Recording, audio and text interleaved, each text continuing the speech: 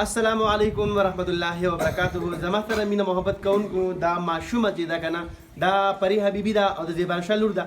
نو ویډیو وګورئ، د عبرت نه ډکه ویډیو ده او مسله پکې هم غټه ده، غټه مسایل پکې هم دي. نن سبا زمونږ په کورونو کې زنانه دي، هغه هم دې مسلې نه دي خبر. نو دا مسله به دا ماشومه وکړي، زه ته نه کومه، صحیح ده انشاءالله. دویمه دا چې کومه مشران دي کور کې نارینه دي زنانه دي، خامخا به ویډیوګانې ګوري، خو د مسایلو کمی دی. نو دا ماشومه ده، راځو د دې نه سوالونه او جوابونه کوو چې دا موږ له په کومه طریقه باندې جواب راکړو. بیا د ما ته چې کوم مینه محبت کوونکي دي دا ویډیوګانې ګوري، نو هغو ته پکې څه پیغام دی. السلام علیکم ورحمت الله وبرکاته. وعلیکم السلام ورحمت الله وبرکاته. خو پرې هنور او دا ته ووایه که نه، پرې میډیا باندې ټول خلک ګوري او ټول خلک د دې مسلې ناواقف دي، دا مسله ته نه ده یاده که نه.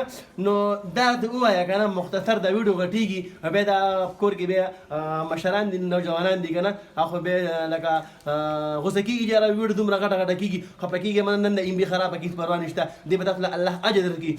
خبرې هنور دا ته ووایه که نه دا خلک دي، دا ټول خلک دي ګوري، پرې میډیا باندې ټول خلک ګوري او ستا د ویډیوګانې ډېر خلک خوښوي. نو زه به نن ستا نه داسې تپوسونه کوم، داسې یو سوال به درنه کوم چې هغه سوال زنانو ته هم پکار راځي، مشران ته، نارینهو ته، زنانو ته، ټول د هغه کم اهم پیغام د هغو ته هم لکه پکار راځي. دا کم سوال چې دې ماشومې نه کومه، زه به ستا نن یو تپوس کوم، صحیح ده که نه. دا ته ووایه چې د غسل په باره کې به ستا نن تپوس کوم. غسل وایي ته او په غسل کې څو فرض دي؟ آیا لس پکې فرض دي، شل پکې فرض دي، دېرش پکې فرض دي؟ نو زه به ستا نن دغه یو تپوس کوم چې غسل کې څو فرض دي؟ درې. شابه، تیز وایه د کسانو ته. درې. تاسو اورئ لکه ویډیو ته وکړه، تاسو اورئ؟ تیز وایه، شابه تیز وایه، شابه. ښه، په غسل کې درې فرض دي، خو را مخکې بس دی. په غسل کې درې فرض دي، کم دي؟ نمبر 1 خولې ته اوبه اچول، نمبر 2 پوزې ته اوبه اچول، نمبر 3 ټول بدن ته اوبه اچول. ښه، دا ته وایي چې په دې غونډ بدن کې یو ځای کې پاتې شي بیا غسل کېږي که نه کېږي؟ نه کېږي.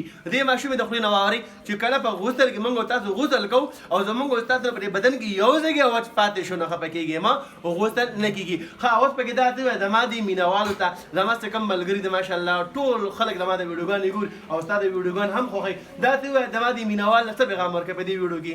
ما مشران ګوري، کشران مې ګوري هلته ګوره، شاباس. او خویندې میندې مې ګوري. شاباس. زه به تاسو ته ووایم چې په غسل کې درې فرض دي. نمبر 1 خولې ته اوبه اچول، نمبر 2 پوزې ته اوبه اچول، نمبر 3 ټول بدن ته اوبه اچول. دا زما نه زده کوي. شاباس، ماشاءالله ورته ووایې. ماشاءالله، بیا ورته ماشاءالله ووایه. شاباس، بس بند که بس.